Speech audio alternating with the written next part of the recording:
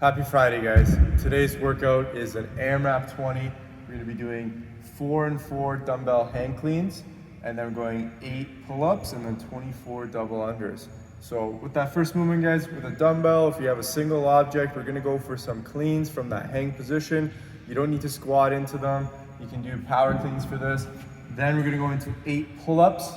With the pull-ups here, you can do bent over rows, or if you have some kind of station where you can do some pull-ups into, perfect. Use that for your option for the pull-ups today. Then 24 double unders. If you need to, let's go single unders, or we can jump up and go double tap on our sides to mimic the speed and the coordination of the rope. That's another option to doing double tap hops at the top of every double under there. This workout here, we're trying to get a lot of volume and consistently moving throughout this one. So first off, I would say with this AMRAP 20, you're trying to aim to get 10, 12 rounds plus in this one. So you're doing a lot of volume, a lot of transition in between those movements. So keep the movements close by. Try to find some pace that works good for you, that you can keep that goal in mind as you finish that AMRAP 20.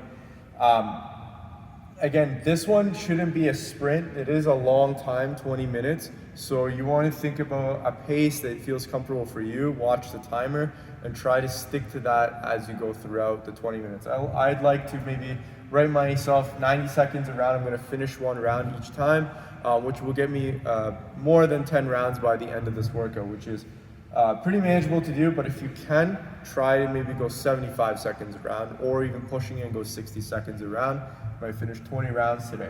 So this one's a very open style workout too. It's very close to that style. You'll see some of these workouts there that have very low volume in each round, but you're doing a lot of repetitions, a lot of rounds in a long amount of time. So think about your pace. That's the biggest thing about this one, not coming out too fast, trying to find something that's continuous, manageable throughout the 20 minutes there. And maybe around the last 2 to 3 minutes, that's when you really push and try to get those couple extra rounds, and you go past or faster than your pace that you intended to go with. After this one, guys, we're gonna finish off with a bottom of the foot fascia release. So this is more of a cool down. Double unders, there's gonna be a lot of jumping in this one by the end of it. So this is a great kind of tool to kind of roll out the bottom of the foot, relax it out a little bit. You might feel that tension from doing all the double unders, and maybe in the dumbbell hang cleans as well from extending and catching it. It starts to accumulate as you do more and more rounds, so it's good to kind of cool off with that one, guys. And I encourage you guys to get after it. If you have a lacrosse ball or some object that you can kind of pin your bottom of your foot onto and roll around to massage it and take the tension out. Overall, guys, hope you enjoyed today's workout. Make sure you guys post your scores in the comment section below. Let us know what times you got, what rounds you, or well, how many rounds you got and reps you got, and what progressions you guys used at home. And then make sure you guys get after that afterburner. Other than that, we'll see you next for the warm-up video. Okay, let's get ready to warm up here. Today's warm-up is an AMRAP 6. So we're moving for 6 minutes. Okay, so it's not about doing 1 round, 2 rounds, 3 rounds. You move at the pace that you consider is a warm-up, that gets your heart rate going elevated, that gets the muscles fired up in the movements that we're trying to get your hamstrings, your glutes, and your upper back muscles like your lats, your rhomboids. Focus on the area versus focusing on the speed or the rounds that you're doing today. Okay, get warmed up. So first movement, 1 for 30 double unders, 60 singles. So if you don't have a skipping rope, go into those hops. So hop, single tap, or maybe it's a double tap. So hop, double tap, repeating that, guys. For the 30, for double unders would be the 30 hops with a double tap, okay, so that would be equivalent. When you're done that, from there you're going 5 per side of your single arm row. So find an object, could be a band, could be a weight, kettlebell here in this case, guys. You're gonna lean forward. If you find it a little bit awkward, you don't have another object on the other hand, feel free to follow along. If your stance is a little bit off, feel free to go into that split lunge Okay, whatever feels comfortable. But the intention here is, again, squeeze your shoulder blades together, pull your shoulder blade back, start pulling that object by pushing and flexing your elbow, so pushing your elbow to the ceiling without shrugging forward. Okay, so shoulder blade back, flex your elbow, squeeze your armpit, right between your arm and your rib, guys. Keep that muscle nice and active. Extend that arm, retract, row. Again, going for 5 before you switch sides. After that, then you're going for 5 as well on both sides, your Bulgarian squat. To find an object that you can step back onto that is elevated. I'm choosing a smaller object because I know some of you guys may not have a taller object, but if possible, maybe it's a couch, maybe it's a chair. Picking a higher object to allow you to get into your hip flex a little bit better. Slower object, you just need to get longer. Okay? From there, you're gonna go down. Think about knee go straight to the floor.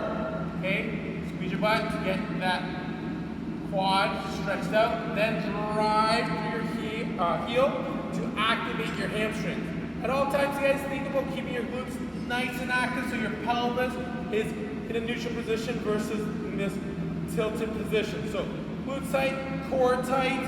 As you're doing your Bulgarian squat, going for, again, 5 on both sides where you're trying to really fire up hamstrings and your glutes while keeping that core and hips in control, okay? And go for 6 minutes, get warmed up. Hopefully that gets the heart rate going for you. Those 9 hang power cleans, so again, you guys can use that same weight. If you're going single arm, let's go 9 per side. Or if you have a barbell, just go 9 total as prescribed.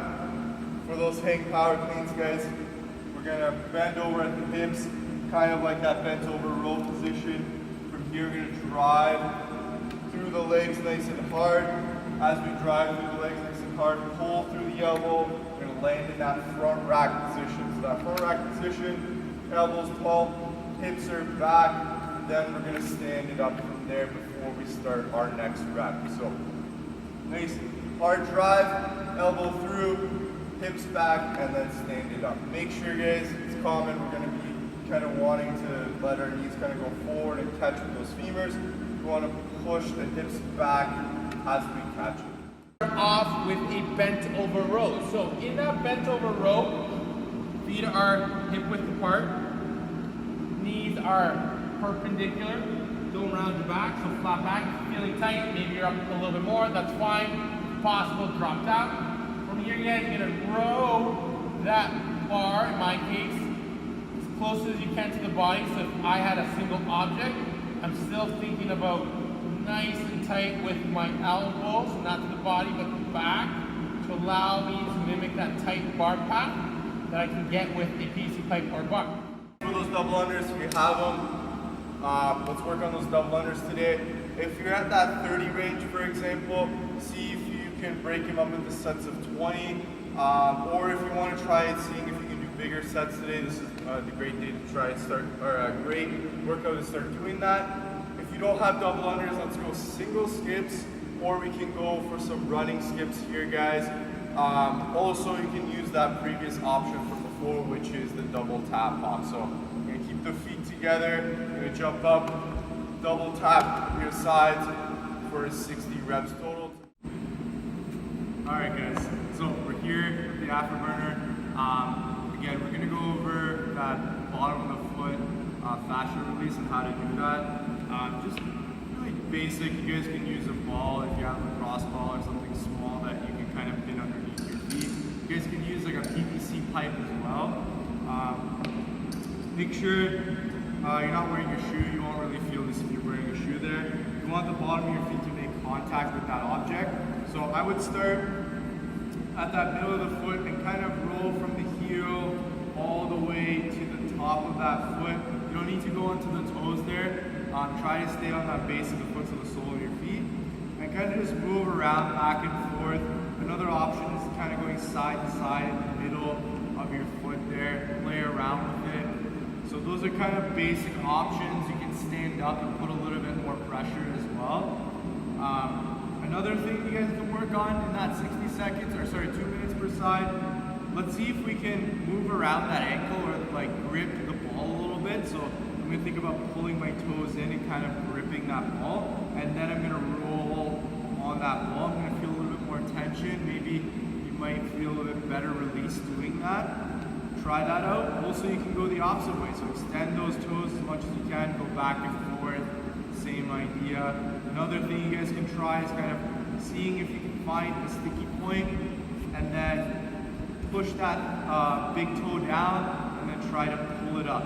And push it down, then pull it up. Make sure you're not moving all your toes when you're doing that.